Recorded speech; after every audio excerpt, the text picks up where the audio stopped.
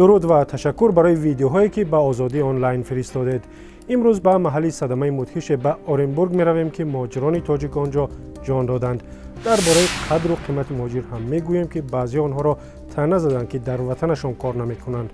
نظرهای شما درباره انتخابات، حزب‌ها و وکیلان تاجیک هم قسم دیگری برنامه است.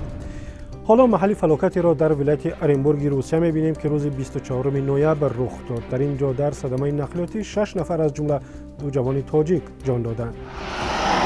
این اهمیت بچه‌ها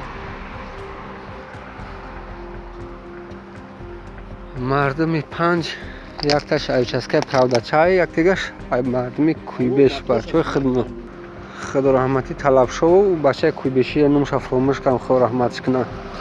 خربان این ماشین هموای توبه کن خدا اینا دو تاشیده است. این مردم ضرورلو میگرده بچه‌ها احتیاط کنید. پیش از دیدن ویدیوهای دیگر درباره مطلب با نام مهاجران قهرمانان صحبت میکنیم که در وبسایت رادیو آزادی نشر شد. در این مطلب با سوال مهاجر کیست کاربر با نام نوروز نوشته است: مهاجر کسی است از تمام خوشی‌های زندگی جدا. مهاجر از آغوش مادر دور و از پندهای پدر بی‌نصیب است، از فرزند و همسر جدا و گرفتار رنج و عذاب و غمدار.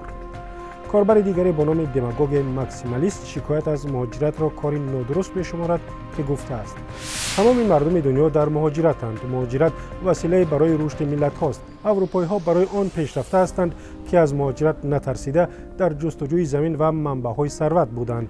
تمام خلق امریکا مهاجر است. ما باشیم غریبی گفته گریه کرده ششتیم. بحث دیگری که در صفحه‌های ما در فیسبوک و اینستاگرام داغ شد درباره انتخابات و حزب‌های سیاسی در تاجیکستان است. حزب حاکم کدام است؟ حزب‌ها را می‌دانید کدام هست؟ کدام چی نمی‌گم؟ نه. کاربر با نام فیروز کریموف درباره آگاهی مردم از حزب‌های سیاسی نوشته است: مردم ما رهبران حزب‌های روسیه را می‌دانند زیرا زندگیشان از روسیه وابستگی دارد. حزب‌های تاجیکستان به کسی لازم نیست زیرا برای مردم عادی فایده ندارند. نورماتوف اسماعیل هم شرح کوتاهی در صفحه ما در اینستاگرام گذاشته و گفته است: همه این دروغ و صحنه‌سازی است. منصب‌ها را تقسیم کردند، برای مردم فایده‌ای نیست. در زیر همین ویدیو در وبسایت رادیو آزادی کاربر با نام مراتی نوشته است: حزب‌هایی که در پارلمان هستند فقط برای وانمود کردن دموکراسی در تاجیکستان ساخته شدند. همه می‌دانند کدام حزب در انتخابات آینده پارلمانی و پرزیدنتی غالب می‌شود. برمیگردیم به تماشای ویدیوهای شما و کار مهاجران تاجیک در نیمه شبی در سنت پترزبورگ را می‌بینیم.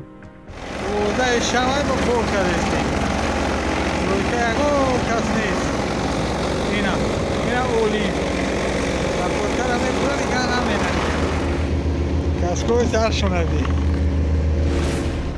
در پایان برنامه عکس‌هایی را می‌بینیم که از ایستراوشن فرستادند. اینجا به گفته مؤلف عکس روستای خیشکت ایستراوشن است. منظره زیبا را روز 26 نوامبر عکس گرفتند و از طریق تلگرام به ما فرستادند. شما هم مثل این دوستی عزیز عکس، ویدیو یا خبری دارید، پس چه از طریق تلگرام، واتساپ، وایبر و یا ایمو به ما بفرستید و همین رقمی که می‌بینید. تا دیدار در برنامه دیگر.